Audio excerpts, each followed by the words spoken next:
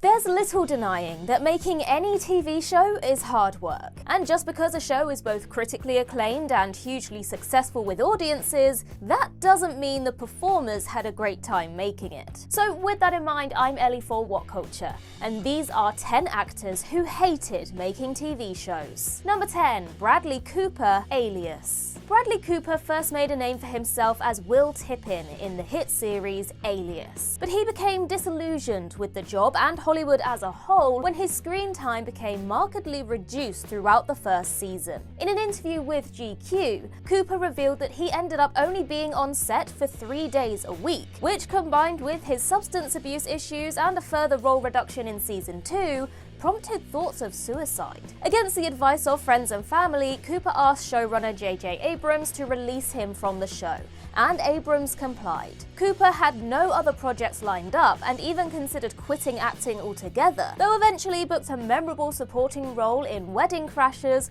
which changed the entire course of his career. 2 decades later, Cooper's filmography has grossed over $13 billion worldwide, and he has a stonking 12 Oscar nominations to his name. To say that things worked out for him in the end is quite the understatement. Number 9, Shailene Woodley, The Secret Life of the American Teenager. Years before she broke out into films in the likes of The Descendants and The Spectacular Now, Shailene Woodley was best known as the pregnant teen lead of ABC's drama series The Secret Life of the American Teenager. But in recent years, Woodley has spoken up about her frustration with being contractually stuck on the show, as it increased its conservative pro-abstinence messaging over the course of its 5-season run. In a 2020 interview with Bustle, Woodley said, quote, "There were a lot of things that were written into the scripts that not just me but a lot of the cast disagreed with. There were belief systems that were pushed that were different than my own. Yet legally I was stuck there. To this day, it's one of the hardest things I've ever had to do. So being on Secret Life propelled me to be more vocal about my own belief systems." In the very least, Woodley now has enough industry credibility and star power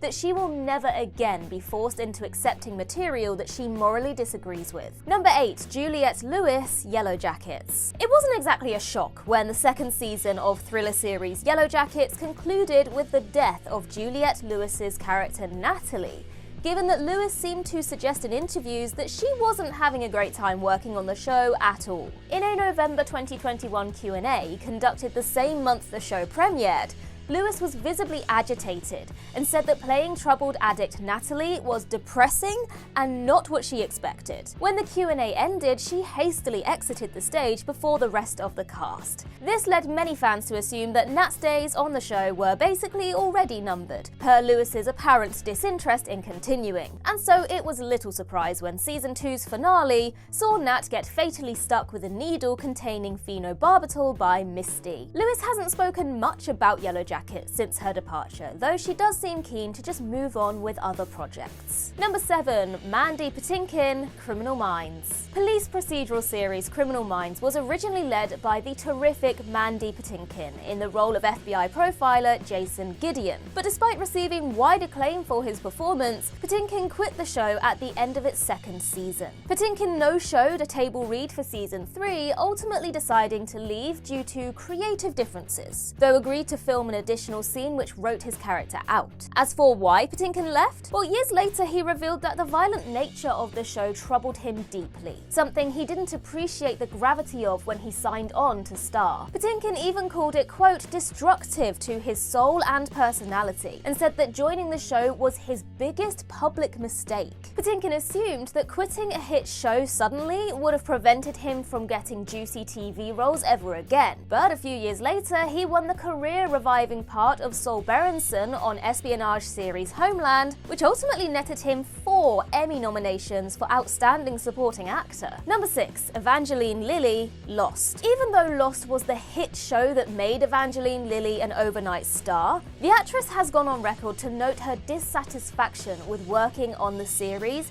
in its later seasons in particular. In a 2018 interview on the Lost Boys podcast, Lilly detailed her time working on Lost and her increasing disappointment with the writing of her character Kate, who Lilly described as, quote, more and more predictable and obnoxious as the show went on. But worse than mere creative misgivings, Lilly also reported that she was cornered into performing a partial nude scene during season 3, which left her mortified. And after another undressing scene was written into season 4, she refused to perform any further unclothed scenes for the show's remainder. This prompted Lost creators and producers J.J. Abrams, Damon Lindelof, Jack Bender and Carlton Cuse to issue an apology to Lilly. And while she likely wouldn't have the career she has today without Lost, it was clearly a deeply bittersweet experience for her overall. Number 5. Chevy Chase, Community. It's no secret that Community star Chevy Chase had an acrimonious relationship with both creator Dan Harmon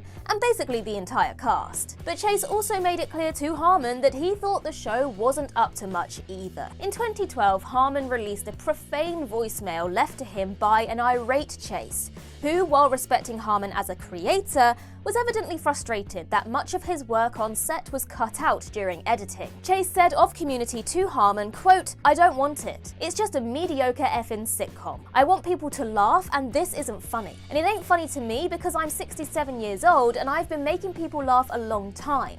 And I've been doing it a lot better than this." Regardless of Chase's own alleged misconduct on the show's set, namely making racist jokes, it's clear he didn't enjoy his time working on the iconic sitcom. Number 4. Denise Crosby, Star Trek The Next Generation. Denise Crosby appeared throughout the first season of Star Trek The Next Generation as the Enterprise's security chief, Tasha Yar. Though Crosby grew frustrated with her place on the show, as Yar was sidelined into the periphery throughout the season. As such, she decided to quit The Next Generation, resulting in Tasha Yar being killed off at the end of season 1. In a 2012 interview with the official Star Trek website, Crosby admitted that she was miserable and couldn't wait to quit the show, though there was no animosity with Trek creator Gene Roddenberry, who understood her decision and wished her well. Crosby did, however, later return for 2 episodes in a guest capacity, season 3's episode Yesterday's Enterprise and the series finale All Good Things. While some fans have questioned Crosby's decision to leave a show that became such an enduring hit, it's worth noting that The Next Generation's first season was pretty rough.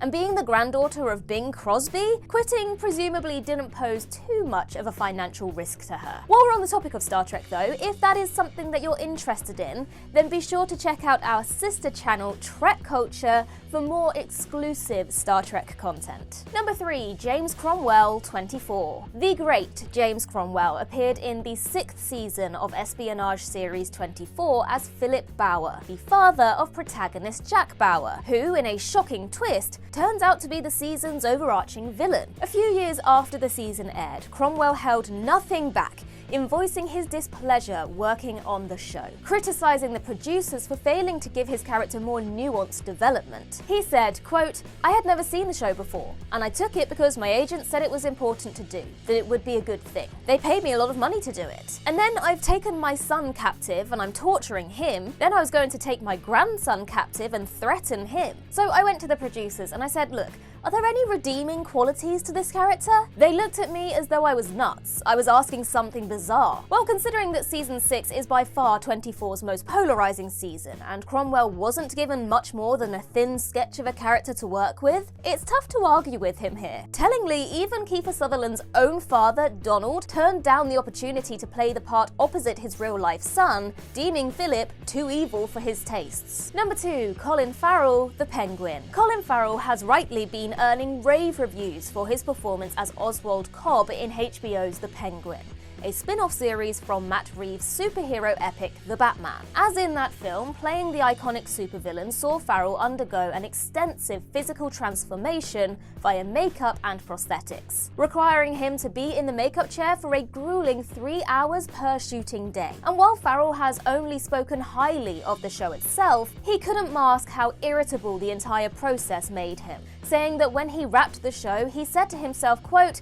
"I never want to put that effing suit and that effing jumping head-on again. He elaborated to Total Film saying, quote, "Don't get me wrong, I loved it, but it got in on me a little bit. By the end of it, I was bitching and moaning to anyone who would listen to me that I effing wanted it to be finished. I tried to remind them that I had grumpy gratitude. I was still grateful and still honoured. I grew up watching Burgess Meredith, and then Danny DeVito was my penguin. So being a part of the lineage of that storytelling, I really did feel privileged." But by the end of it? When asked about returning to the makeup chair for a second season, Farrell understandably seemed unsure, adding that he would consider it, quote, "maybe in a year." Number 1. Zach Galifianakis, True Calling. And finally, we'll wrap this list up with a seriously deep cut now. Remember the Eliza Dushku starring early 2000s supernatural drama series True Calling? Well, you might not recall that one of the primary supporting characters, pathologist Davis, was played by a pre-hangover Zach Galifianakis. And though Galifianakis was one of the show's sure highlights,